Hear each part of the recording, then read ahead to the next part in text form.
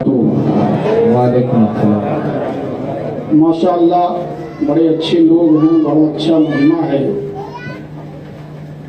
اللہ تبارک و تعالی جشن شہید اعظم کانفرنس میں ہم سب کے بیٹھنے کو شہید اعظم کے توسل سے مولا اپنی بارگاہ میں قبول فرمائے۔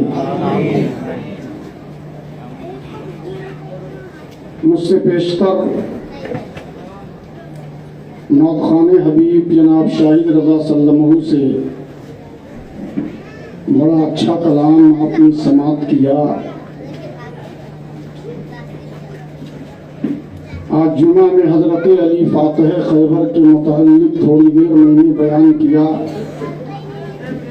اسے بھی آپ نے سماعت کر لیا۔ آئیے تھوڑی دیر رسالت کیا ہے اس کی شان میں گفتگو کرنے کی جسارت حاصل کرنا چاہتا ہوں۔ گفت و شنید کا سلسلہ شروع کرنے سے پیشتر ہم اور آپ مل کر دونوں جہاں کے آقا و مولا جناب آقا محمد رسول اللہ صلی اللہ تعالی علیہ وسلم کی بارگاہ اقدس میں عقیدت و احترام کے ساتھ ہدیہ درود و سلام کا نذرانہ پیش کریں اور پڑھیں بآواز بلند اللہم سیدنا شفیعنا حبیبنا مولانا محمد بارک وسلم صلاۃ و سلام علیک یا رسول اللہ صلی اللہ تعالی علیہ وسلم۔ جب درود شریف پڑھنے کی باری آئے تو ہمیں اور آپ کو چاہیے کہ خوش دلی اور خوش طبعی کے ساتھ رسالت مآب صلی اللہ علیہ وسلم کی بارگاہ میں درود پاک کا نذرانہ پیش کرنا چاہیے۔ آگے والے پڑھتے ہیں، پیچھے والے یوں ہی رہ جاتے۔ آپ جانتے ہیں علماء یہاں بیٹھے ہیں، ایک کتاب ہے دلائل الخیرات، ذرا بول دیجئے سبحان اللہ۔ اس کتاب کے رائٹر مصنف ہیں حضرت علامہ سلیمان احمد جزولی رحمۃ اللہ علیہ، جو اپنے وقت کے ولی کامل بزرگ گزرے ہیں۔ جب وہ لکھنے پہ آئے تو جس کی ابتدا سے لے کے انتہا تک پوری دلائل الخیرات کتاب درود پاک پہ لکھ دیا۔ سبحان اللہ۔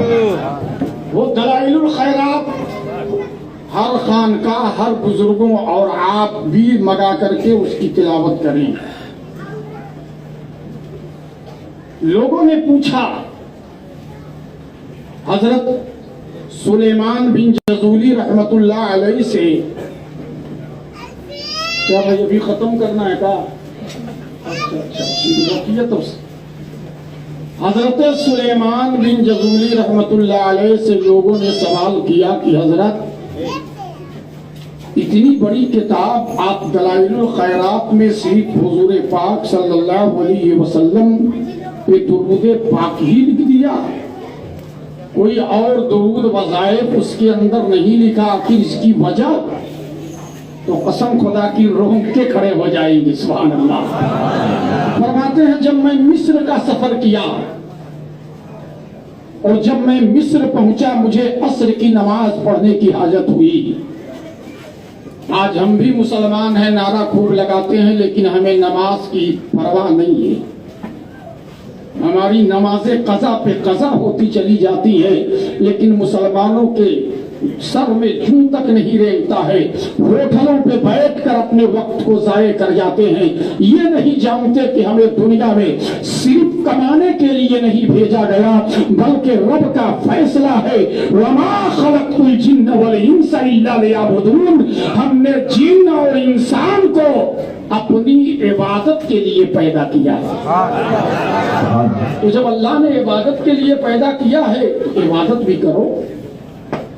سلیمان بن جزولی اتنے بڑے بزرگ فرماتے ہیں کہ مجھے عصر کی نماز پڑھنے کی حاجت ہوئی، پانی تلاش کرنے لگا، ادھر گیا ادھر گیا, پانی کہیں نہیں مل رہا تھا. سنو, پانی کہیں نہیں مل رہا تھا. پانی ملے تب تو وضو کریں. ایک جگہ پہنچتے ہیں, ایک ٹوٹی سی دیوار تھی, اس کے بغل میں ایک کنواں نظر آیا. سبحان اللہ. لیکن جب کنویں میں بتاتے ہیں کہ میں نے جھانک کر دیکھا تو پانی تو موجود ہے, مگر نہ رسی ہے نہ بالٹی ہے. پانی اوپر لائیں تو لائیں کیسے؟ ابھی آپ سوچ ہی رہے تھے, اچانک اسی دیوار سے ایک 7-8 سال کی بچی ہے جو سر جھکا کے دیکھ رہی تھی. تو اس بچی نے کہا, اے چچا کیا ڈھونڈ رہے ہو؟ بول دو سبحان اللہ. کیا دیکھ رہے ہو؟ کہا, بیٹی نماز پڑھنی ہے, تھوڑی دیر میں عصر کی نماز قضا ہو جائے گی. میں سوچ رہا ہوں پانی موجود ہے, رسی اور بالٹی نہیں ہے. تو اس بچی نے کہا تھا, اے چچا جان آپ رسی اور بالٹی کے چکر میں پڑے ہیں. کہا, بیٹی پانی اوپر کیسے آئے گا؟ وہ 7 سال کی بچی فرماتی ہے, آؤ بتائیں کہ پانی اوپر کیسے آئے گا. قسم خدا کی اس بچی نے سر نکال کر پانی میں پھونک دیا تھا.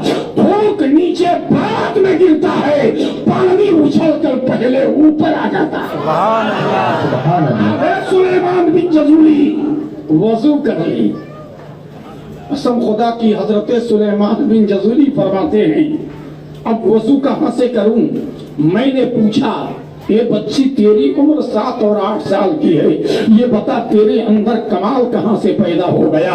تو کون سی آیت کریمہ پڑھتی ہے؟ کیا وظائف اور تسبیح پڑھتی ہے جس کی بنسبت تجھے یہ نسبت حاصل ہو گئی ہے؟ قسم خدا کی وہ 7 سال کی بچی جواب دیتی ہے, اے سلیمان بن جزولی رحمت اللہ علیہ, میں نے کوئی وظائف نہیں کیا ہے, میں نے کوئی آیت کریمہ نہیں پڑھی ہے, بس ایک وظائف یہ ہے, میں رات و دن پڑھا کرتی ہوں. حضرت سلیمان بن جزولی فرماتے ہیں, وہ وظیفہ کیا ہے؟ کہا, میں رات و دن اپنے نبی پاک پہ درود پڑھا کرتی ہوں. یہ مصطفیٰ کے درود کی برکت ہے کہ میں جب بھی پانی نکالنا ہوتا ہے اس کنویں میں تھوک دیتی ہوں.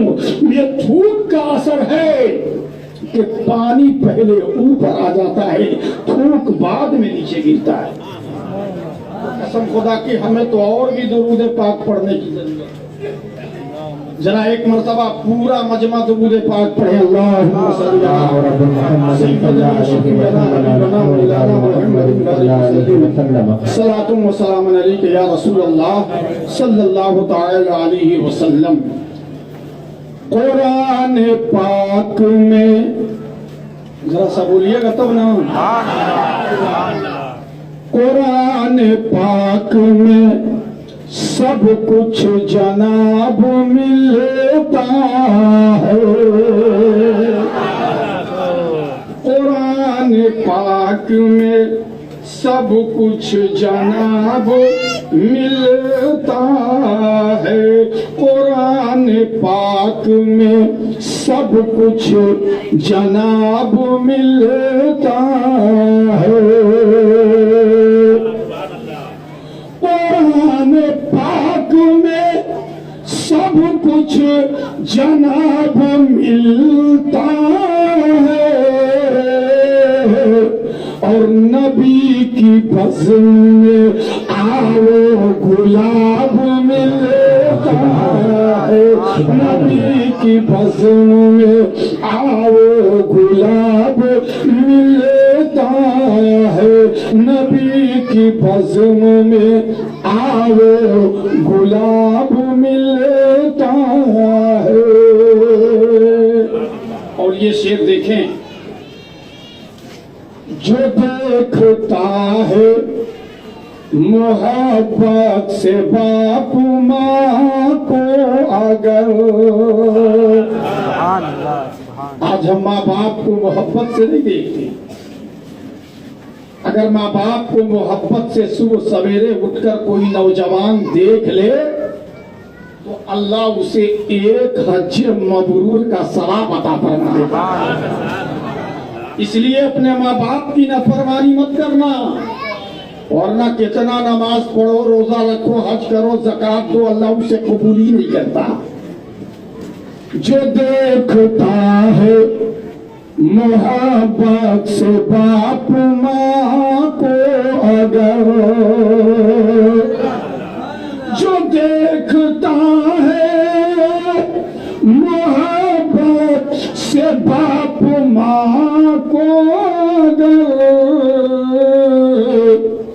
کہا حضور نے حج کا ثواب ملتا ہے، کہا حضور نے حج کا ثواب ملتا ہے. نبی کی بزم میں آو گلاب ملتا ہے. اور یہ بھی شعر دیکھیں انشاءاللہ میں چل جائیں گے، ذرا پیشگی کہہ دیجئے سبحان اللہ. سبحان اللہ. فرشتے بولیں گے مستی میں یوں ہی سو جاؤ. قبر کا منظر ہے. فرشتے بولیں گے مستی میں یوں ہی سو جاؤ. اگر سوال کا بہتر جواب ملتا ہے، اگر سوال کا بہتر جواب ملتا ہے. اور آخری شعر سماعت کریں، ذرا بول دیجئے سبحان اللہ. یہ نبی کا معجزہ ہے، آپ سماعت کر لیں. 1000 لوگ بھی کھائیں تو کم نہیں ہوتا. ذرا بول دو سبحان اللہ. 1000 لوگ بھی کھائیں تو کم نہیں ہوتا. نبی کے دہن کا جس میں لعاب ملتا ہے، نبی کے دہن کا جس میں لعاب ملتا ہے. نبی کی بزم میں آو گلاب ملتا ہے. درود پاک پڑھے اللہم صلی اللہ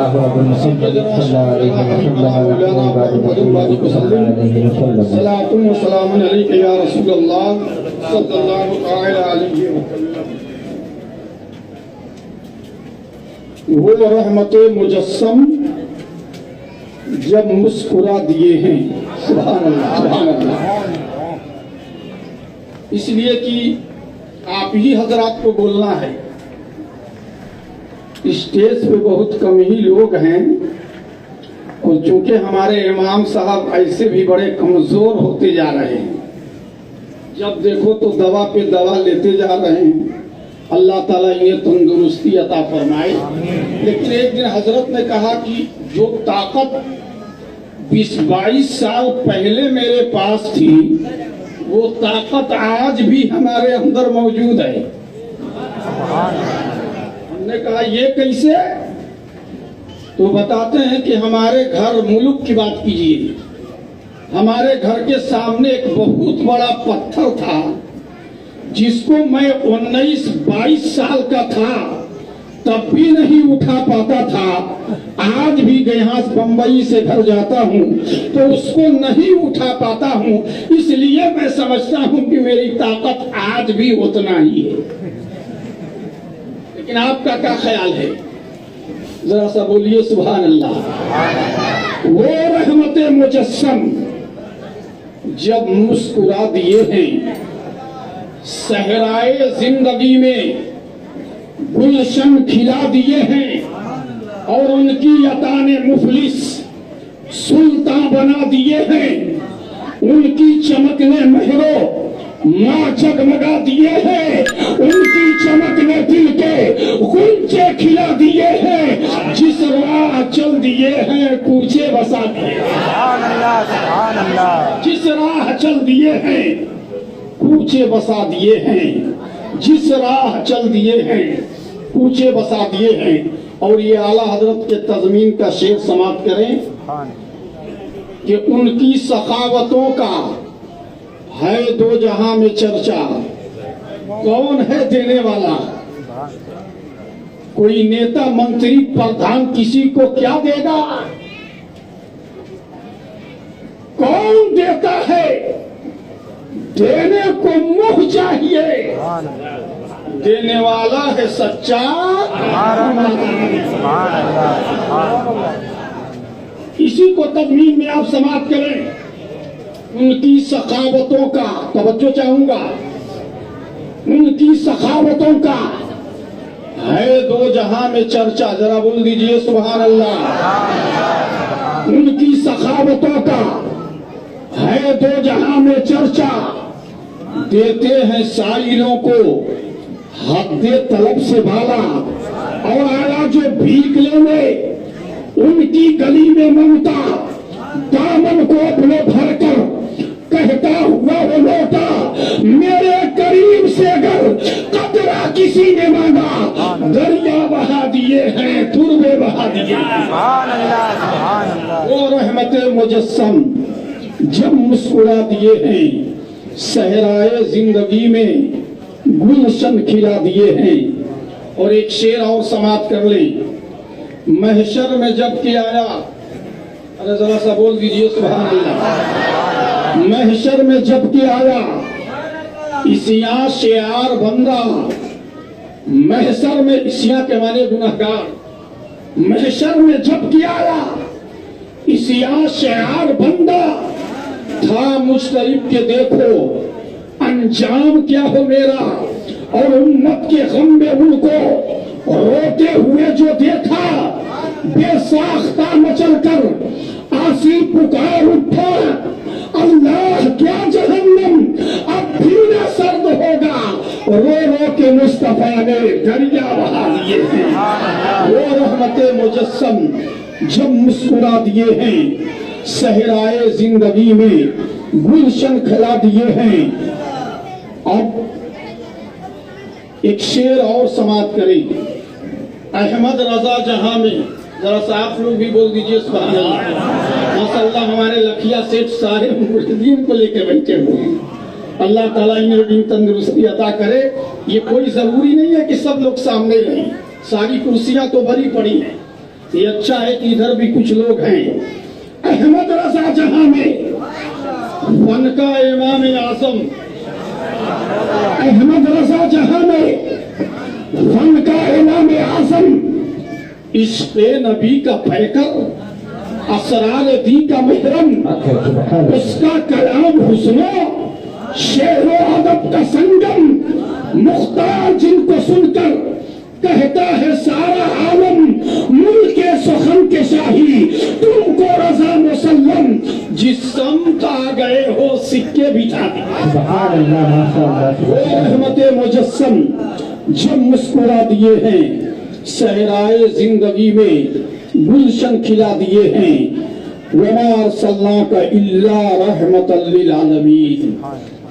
जरा सा बोलिए सुभान अल्लाह। एक मर्तबा पीछे वाले जरा बोल रहे सुभान अल्लाह, इसलिए कि सबको जो एक मर्तबा सुभान अल्लाह कहता है, गारंटी है उसे 90 नेकी मिल जाती है।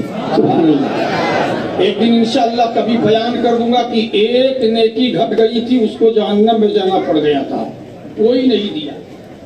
और बज़ में, इस बज़्म में सुभान अल्लाह की कबूलियत इमाम अली मकाम के सदक़े में हो ही जाती है। वमा अरसलनाका इल्ला रहमतल लिल आलमीन। ए महबूब, हमने आपको सारे जहां के लिए रहमत बनाकर भेजा है। मेरे सरकार रहमत हैं, اور میرے آقا صرف انسانوں کے لیے رحمت بن کر نہیں آئے، وہ کافروں کے لیے بھی رحمت ہیں، جانوروں کے لیے بھی رحمت ہیں، وہ ہر عالم کے رحمت ہیں۔ کسی عالم میں رہ جاتے، یہ ان کی مہربانی تھی کہ یہ عالم پسند آیا۔ اب اس کو میں عالم مخصوصات کے ذریعے سے واضح کرنا چاہتا ہوں۔ ماشاءاللہ پڑھے لکھے لوگ ہیں، سب لوگ اس کو سماعت کریں گے۔ پہلے آپ مثال سمجھیے، مثال سمجھ لیں گے بات واضح ہوتی چلی جائے گی۔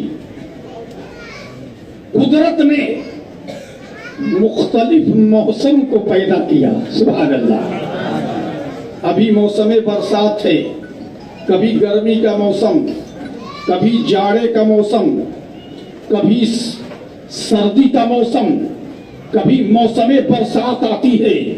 لیکن جب گرمی کا موسم آتا ہے، سورج پورے شباب پر ہوتا ہے، توجہ چاہوں گا، سورج پورے شباب پر ہے، اس کی تیزی اور تمازت جب زمین پہ پڑتی ہے، تالاب سوکھ جاتے ہیں، دریاؤں کے اندر پانی کم ہو جاتا ہے، ہر طرف خشکی ہی خشکی نظر آتی ہے، اور جب زمین تیزی دکھانے لگتی ہے تو زمین رب کے دربار میں التجا کرتی ہے، مولا میں پیاسی ہوں، الہی میری تشنگی بجھانے کا سامان کر دے۔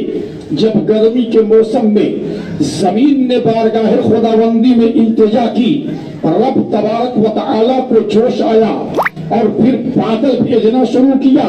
لیکن آپ نے دیکھا ہوگا گرمی کے موسم میں اٹھنے والے بادل کے ٹکڑے، ان کا عالم یہ ہے کہ ایک ٹکڑا بادل کا اٹھا ہے گرمی میں، وہ کرلا کی سرزمین پہ برسا ہے، تھوڑی دیر وہاں کی سرزمین شاداب و آباد ہوئی ہے، لیکن برابر تھانہ کی سرزمین ویسے ہی سوکھا ہے، تھانے میں ویسے ہی سوکھا نظر آ رہا ہے۔ پھر ایک بادل کا ٹکڑا اٹھا، وہ مندرا کی سرزمین پہ برس رہا ہے، لیکن تھانے کی سرزمین ویسے ہی پیاسی ہے۔ پھر بادل کا ٹکڑا اٹھا ہے گرمی کے موسم میں، وہ تھانے کی سرزمین پہ برسا ہے، لیکن کلوا کی سرزمین ویسے ہی پیاسی نظر آ رہی ہے۔ گرمی کے موسم میں اٹھنے والے بادل کے ٹکڑے مختلف حصوں پہ برستے ہیں، ہر حصے کو سیراب نہیں کرتا۔ آخر پھر زمین بارگاہ خداوندی میں فریاد کرتی ہے، مولا یہ ایک ایک ٹکڑا تو کب تک سیراب کرے گا؟ سبحان اللہ، ایک ایک ٹکڑا کب تک سیراب کرے گا؟ کوئی ایسا بادل بھیج جو پورب سے اٹھے تو پچھم تک چھاتا چلا جائے، پوری ہوئے زمین کو سیراب کر دے۔ زمین کی یہ التجا زمین کی مسموع بارگاہ خداوندی میں مقبول ہوئی تو رب تبارک و تعالی نے موسم برسات کو نازل کر دیا۔ اب برسات میں جب بارش ہو رہی ہے تو ہر خطے کو سیراب کر رہی ہے، ہر حصے کو سیراب کر رہا ہے، تالاب بھر گئے، دریا چڑھ گئے، ہر طرف شادابی بکھر گئی، ہر طرف پہاڑوں میں خوشبو پھیل گئی، اس لیے کہ موسم برسات آ رہی ہے۔ حضرات بالکل یہی حال تھا عالم روحانیت کا، جب روح کی دنیا پر کفر کا سورج نکلا ہوا تھا، شرک کی دھوپ پھیلی ہوئی تھی، روحانیت کی دنیا میں عقیدتوں کا کوئی پھول کھلا ہوا نظر نہیں آ رہا تھا۔ اس وقت کی روح کی دنیا پیاسی تھی، تو روح کی دنیا نے بارگاہ رب العزت میں فریاد کی تھی، مولا جب زمین پیاسی ہوتی ہے تو برسنے کے لیے تو نے بادل بھیج دیا، آج روح کی دنیا بھی پیاسی ہے، اسے بھی سیراب کرنے کے لیے کوئی بادل بھیج دے۔ اور جب روح کی دنیا نے فریاد اور صدا کی تھی تو رب تبارک و تعالیٰ کی مشیت یزدی جھوم اٹھی، اور پھر نبوت کے بادل اٹھنا شروع ہو گئے، نبوت کے بادل اٹھنا شروع ہوئے، لیکن ان کا عالم وہی تھا، کوئی فلسطین پہ برس رہا ہے، کوئی مصر پہ برس رہا ہے، کوئی نینوا پہ برس رہا ہے، کوئی کہیں برس رہا ہے، اور جو جس حصے پہ برس رہا ہے اسی حصے کو سیراب کر رہا ہے، باقی حصے ویسے ہی پیاسے نظر آ رہے ہیں۔ تو پھر روح کی دنیا نے عرض کی، مولا یہ ایک ایک ٹکڑا کب تک سیراب ہوتا رہے گا؟ کوئی ایسا بادل بھیج جو پورب سے اٹھے تو پچھم تک پوری روح کی دنیا کو سیراب کر دے، اور پھر زمین کی روح کی یہ التجا بارگاہ خداوندی میں قبول ہوئی۔ اللہ تبارک و تعالی نے حضرت آمنہ خاتون کے بطن اقدس سے 12 ربیع الاول صبح صادق کے وقت مکے کی سرزمین پر صبح صادق کے وقت آمنہ کی گود میں جب ساری کائنات کا رحمت للعالمین تشریف لایا ہے تو ہر طرف فضا میں بہاریں پھیل گئی ہے، ہر طرف فضا میں خوشبوئیں پھیل گئی ہے، ہر طرف بہاریں بکھر گئی ہے، ہر طرف فضا میں خوشبو پھیل گئی۔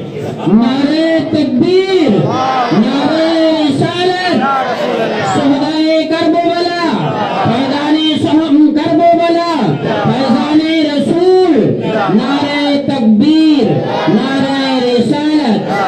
قربان جاؤں نبی کی ولادت ہوئی، حضرت عبد المطلب خانہ کعبہ کا طواف کر رہے تھے، ذرا بولو سبحان اللہ۔ انہوں نے دیکھا کہ کعبہ آمنہ کے گھر کی طرف جھک رہا ہے۔ عبد المطلب نے کہا، اے کعبہ تیری طرف سب کو جھکنا ہے، تو میرا بھی کعبہ ہے، سب کا کعبہ، تو میری طرف کیوں جھک رہا ہے؟ تو کعبے کے فضاؤں سے آواز آئی، اے عبد المطلب سن، مجھ کو اللہ کے پیارے خلیل نے بنایا تھا، سبحان اللہ، اس لیے بنایا تھا کہ یہ رب کے سجدوں سے آباد ہو جائے گی، میری فضا میں توحید کے نعرے گونجیں گے، مگر اولاد ابراہیم نے میرے سینے پہ بتوں کی گندگی پھیلا دی۔ میں بارگاہ رب العزت میں عرض کرتا رہا، مولا کسی ایسے کو بھیج دے جو کفر کی گندگی سے پاک کر دے، کفر کی غلاظت سے صاف کر دے۔ آج رب کی رحمت نے آواز دیا ہے، اے کعبہ خوش ہو جا، تجھے بنایا تھا ابراہیم خلیل اللہ نے، آباد کرنے والا حبیب اللہ آمنہ کے گھر تشریف لا۔ سبحان اللہ، سبحان اللہ، سبحان اللہ۔ میں ادھر چھپ کر اس آنے والے کو سلام پیش کر رہا ہوں، توجہ چاہوں گا۔ نبی کی ولادت پر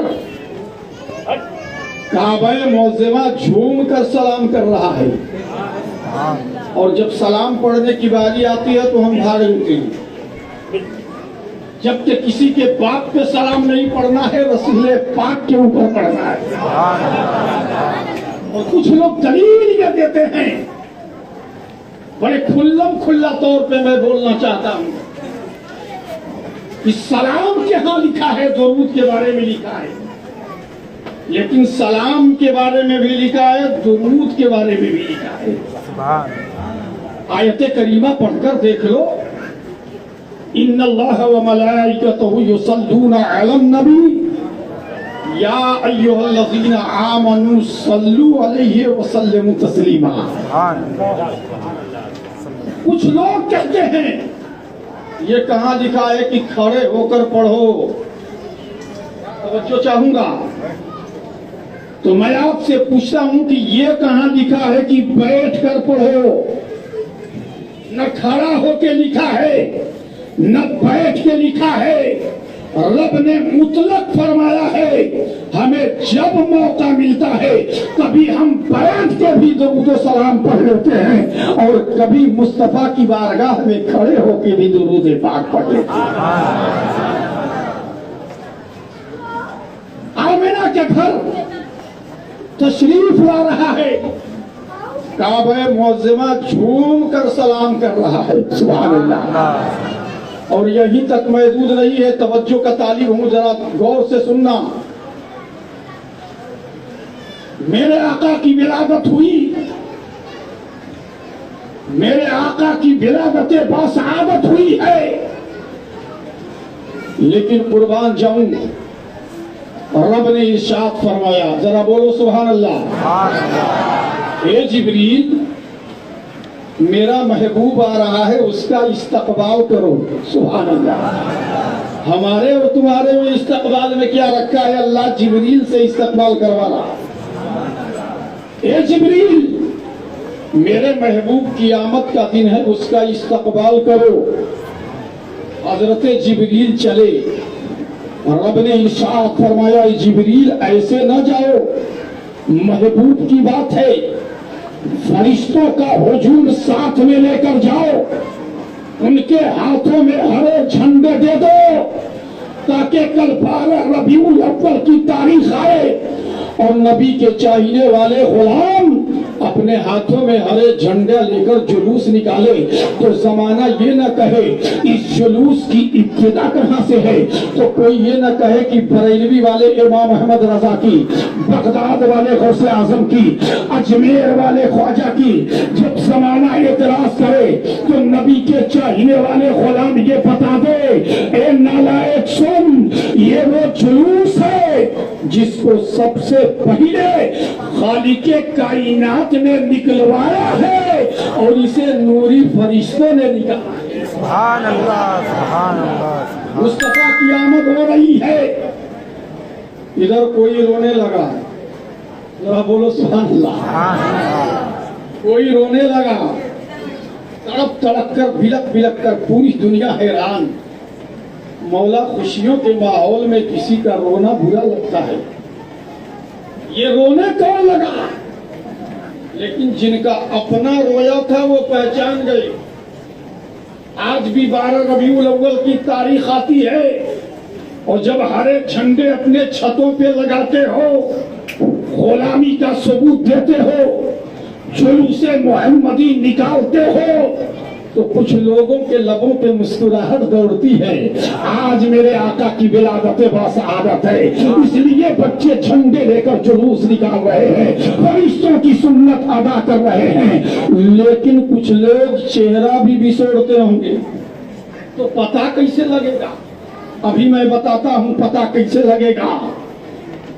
इधर महबूब की विलादत हुई, इधर कोई रोने लगा, तड़प तड़प कर, बिलक बिलक कर। ये कौन रो रहा है?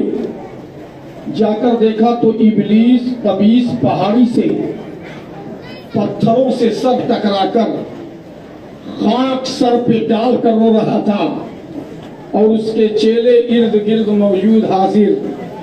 गुरु जी महाराज क्यों रो रहे हैं?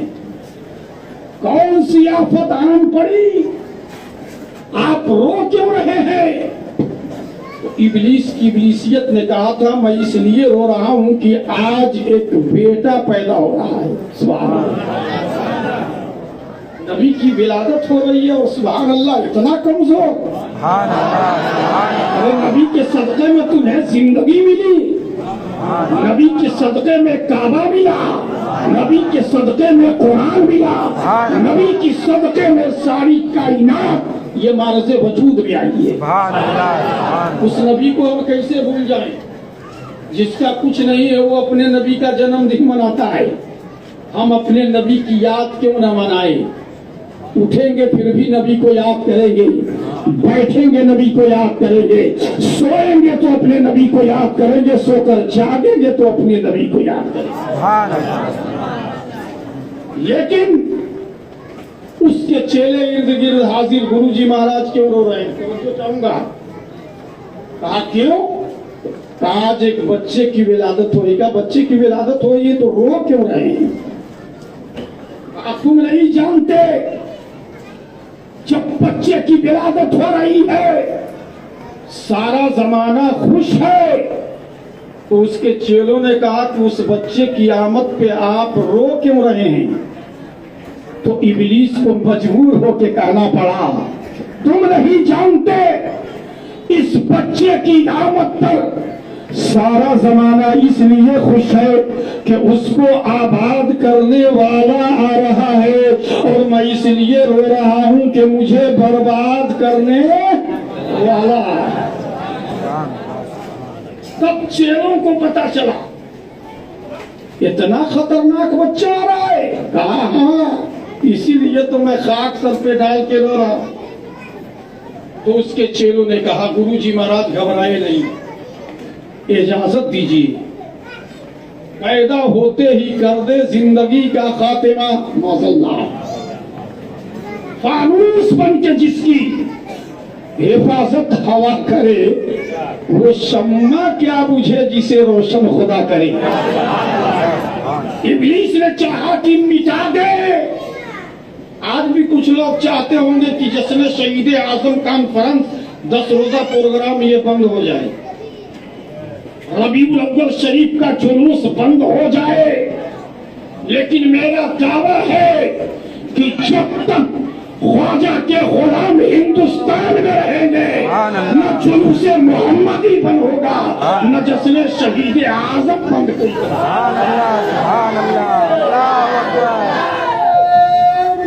या रसूल अल्लाह, आला हजरत, आला हजरत। इसलिए कि हम मोहब्बत वाले हैं, हमें गरीब नवाज ने सबक दिया है, हमें आला हजरत इमाम अहमद रजा ने समझाया है कि इश्क क्या है। तवज्जो चाहूंगा, जरा बोलिए सुभान अल्लाह। उसके चेलों ने कहा, बड़ी संजीदगी से बोल रहा हूं, समाप्त कर लें। और इसी में जितने एतराज है इस दुनिया में, जुलूस पर, विलादत पर, मिलाद पर, उसी में इसका जवाब भी है, मगर गौर से सुनेंगे तब। उसके चेलों ने कहा गुरुजी महाराज, जब वो इतना बच्चा खतरनाक पैदा हो रहा है तो मुझे इजाजत दीजिए, पैदा होते ही कर दे जिंदगी का खातिमा। तो इब्लीस ने कहा मेरे चेलों, तुम चेला हो, मैं तुम्हारा उस्ताद हूं।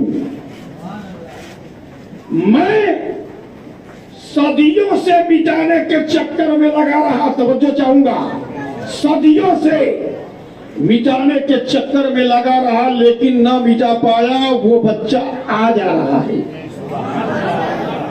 उसके चेलों ने कहा अजीब बात करते हैं, जब बच्चा आ जा रहा है तो आप सदियों से कैसे मिटाते, और जब सदियों से था तो आज कौन आ रहा है। तो इब्लीस की इब्लीसियत ने कहा था सुन, लिबासे बशरी में आ जा रहा है, और पैकरे नूर में न जाने कब से मौजूद। जमाने ने उसको मिटाने की कोशिशें की। जमाना क्या समझता है, हजरत इब्राहिम खलीलुल्लाह को नमरूद ने आग में डलवाया था। आग में डलवाना एक बहाना था, हकीकत में इसी नूर को जलाना था। मगर इस नूर की रहमत का करिश्मा देखिए कि इब्राहिम अलैहिस्सलाम जब आग में पहुंचे हैं तो अंगारे मिसले फूल बनकर कदम चूमते हुए नजर आए। ये शैतानों की आखिरी कोशिश थी मगर नाकाम। नबी की विलादत हो रही, फिर भी इब्लीस से ना रहा गया। जो है, इब्लीस अभी भी चुप नहीं बैठा, गया यहूदियों के पास। तारीख मुलाहिजा करो, तारीख। गया यहूदियों के पास, कहा ये यहूदियों, अब नबूवत तुमसे जा रही है। कहा किधर? कहा बनु इस्माइल में एक लड़का पैदा हो रहा है। कहा फिर? कहा अभी चाहते तो रोक सकते हो। कहा वो कैसे? कहा अभी वो बच्चा बाप की पेशानी में है। सुभान अल्लाह। उस वक्त अब्दुल्ला रज़ी अल्लाह ताला अन्हु की पेशानी में ये नूर जगमगा रहा था। अभी वो बाप की पेशानी में है। अगर तुमने बाप को शहीद कर दिया, न रहेगा बांस न बजेगी बांसुरी। लेकिन यहूदियों ने कहा कि हम तो देखे नहीं हैं, हम तो देखे नहीं है, पहचाने नहीं कि नूर किसकी पेशानी में है। सुनो, इसे याद कर लो। नूर को मिटाने की कितनी कोशिशें की गई है और कितने लोगों ने किया है, लेकिन अल्लाह जिसे रखे उसे कौन चखे। इब्लीस यहूदियों को तैयार किया, ہتھیاروں یلغار کے ساتھ یہ لوگ چلے. اس وقت آپ کے والد گرامی حضرت عبداللہ رضی اللہ تعالیٰ عنہ تاریخ سے پتا چلتا ہے کہ آپ شکار کے بڑے شوقین تھے. پہاڑ کے دونوں بیچ میں شکار کھیل رہے تھے. آپ کسی کو دیکھ نہیں رہے ہیں, لیکن دشمن ہتھیار لے کر حضرت عبداللہ آپ کے والد ماجد کو چاروں طرف سے گھیر لیتے ہیں. قربان جاؤں, جب چاروں طرف سے گھیر لیتے ہیں, حضرت عبداللہ کسی کو نہیں دیکھ رہے, وہ اپنے شکار میں مصروف. اسی درمیان بتایا جاتا ہے کہ دوسری پہاڑی پہ ایک سردار یہ اپنی آنکھوں سے سارا منظر دیکھ رہا تھا.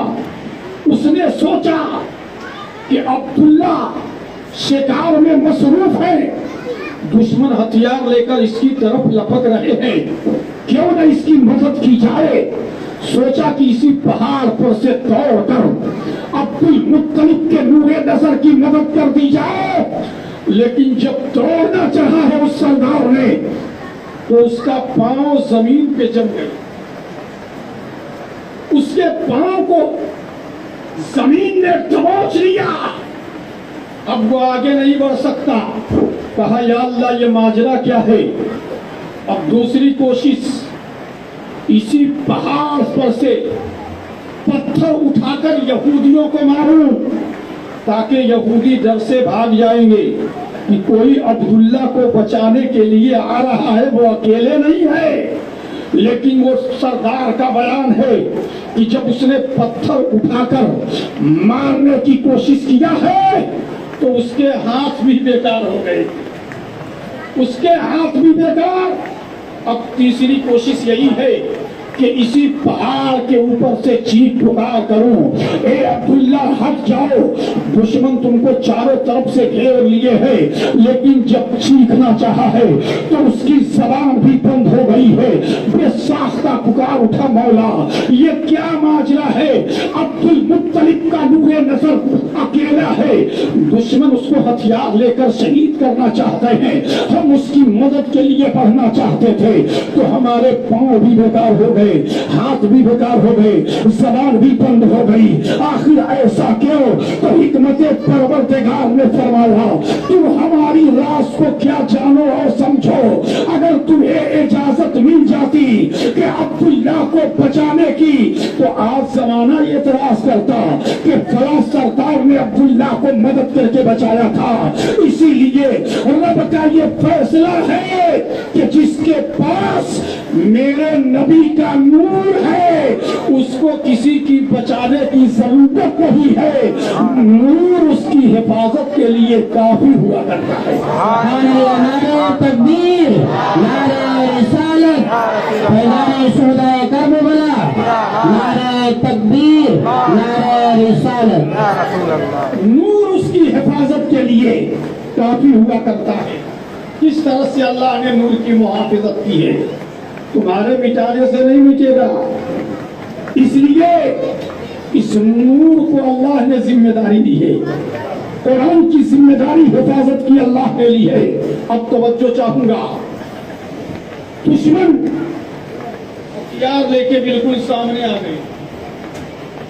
کوئی اور ہوتا تو گھوڑا موڑتا واپس آ جاتا, لیکن حضرت عبداللہ کیسے بھاگتے. ان کی پیشانی میں نبی کا نور تھا, اور جس کی پیشانی میں نبی کا نور ہوتا ہے وہ سر تو جھکا کر کپا دیتا ہے لیکن باطل کے سامنے جھکاتا نہیں ہے. آپ دیکھو, اسلام پڑھ کر دیکھو, اسلام کی ہسٹری پڑھ کر دیکھو, کیسے کیسے اسلام کے سپاہی مٹھی بھر مدینے سے نکلے تھے, سارے عالم پہ چھاتے چلے گئے, برستے چلے گئے.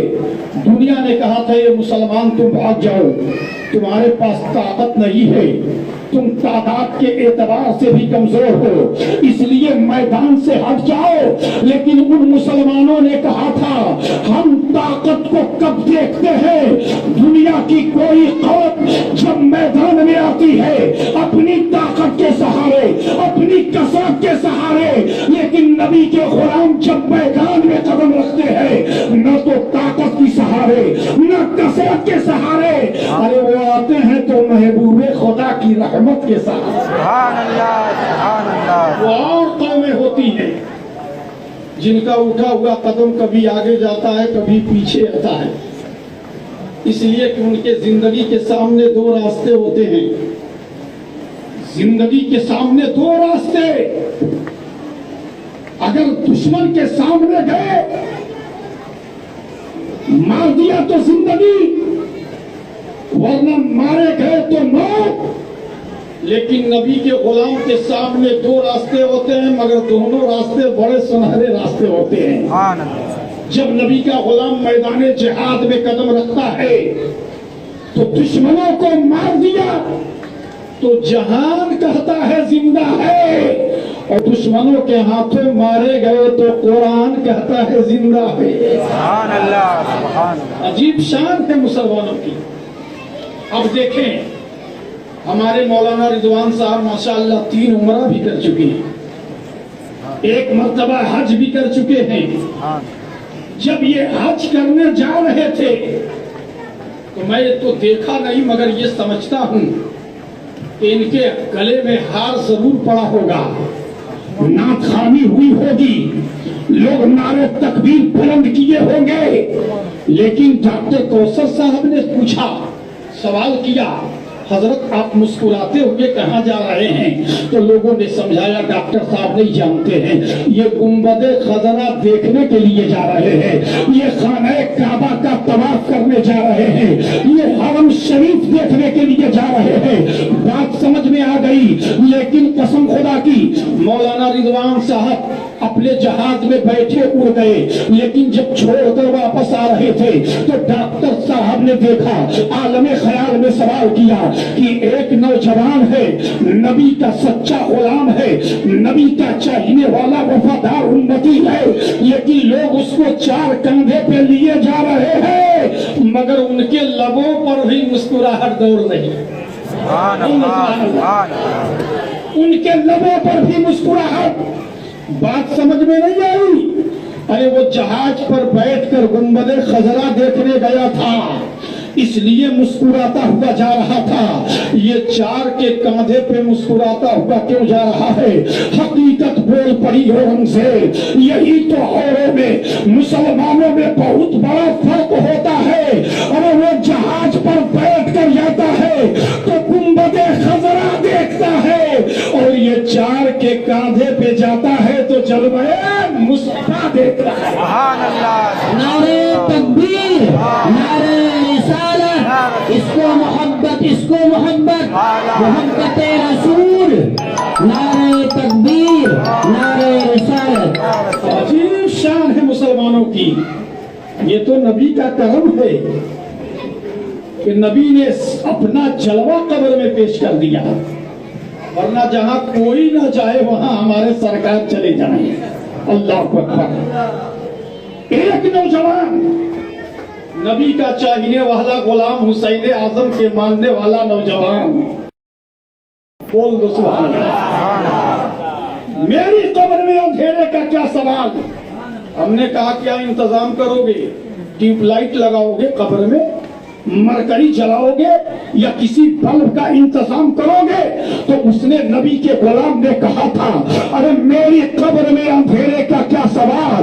तब तक इमाम इश्क मोहब्बत बरेली से फिजा से आवाज आई, मुसलमानों की कब्र में अंधेरा कैसे होगा? कब्र में लहराएंगे ताहसी चश्मे नूर के। अरे जलवा फरमा होगी जब तलात रसूलुल्लाह की, और जिसके कब्र में आका तशरीफ लाएंगे उसके कब्र में अंधेरा नहीं बल्कि उजाला ही उजाला हो जाएगा। सुभान अल्लाह, सुभान अल्लाह। बस आखिरी बात, नबी के आमद पर कोई मुस्कुराता है, कोई मुंह बिसोड़ता है, इसका पता लगाना भी बहुत जरूरी है। मैंने आलमे ख्याल में सवाल किया है, मेरे रब, ए परवरदिगार, जब तेरे महबूब क़यामत का दिन था, सारी कायनात खुशी मना रही है, फरिश्ते खुशियों में मसरूर हैं, तो इबलीस को रोने की इजाजत क्यों दी गई? पॉइंट समाप्त करें। इबलीस को रोने की इजाजत उस दिन क्यों दी गई? उसके जबान पे मेहर लगा दी जाती, उसे गूंगा क्यों नहीं कर दिया गया? तो रब तबारक व तआला ने इरशाद फरमाया, इसलिए उसको रोने की इजाजत दी गई ताकि क़यामत तक नबी की विलादत की तारीख को लोग पहचानेंगे कैसे? सुभान अल्लाह। कैसे पहचानेंगे? जिस दिन नबी की विलादत हो रही है तो जिसके लबों पे मुस्कुराहट होती है, देखने वाले समझ जाते हैं ये फरिश्तों की सुन्नत अदा कर रहे हैं, लेकिन चेहरा पिसोड़ने वाले का कैसे पता लगता? इसीलिए इबलीस को रोने की इजाजत दी गई ताकि क़यामत तक इस तारीख को मुसलमान पहचानते रहे कि नूरी के तरीके पे कौन चल रहा है और नारी के तरीके पर कौन चल रहा है। सुभान अल्लाह। वमा अरसलनाका इल्ला रहमतल लिल आलमीन। ए महबूब, हमने आपको सारे जहां के लिए रहमत बनाकर भेजा है। व आखिरु दवाना अनिल हम्दुलिल्लाहि रब्बिल आलमीन। अस्सलामु अलैकुम व रहमतुल्लाहि व बरकातहू।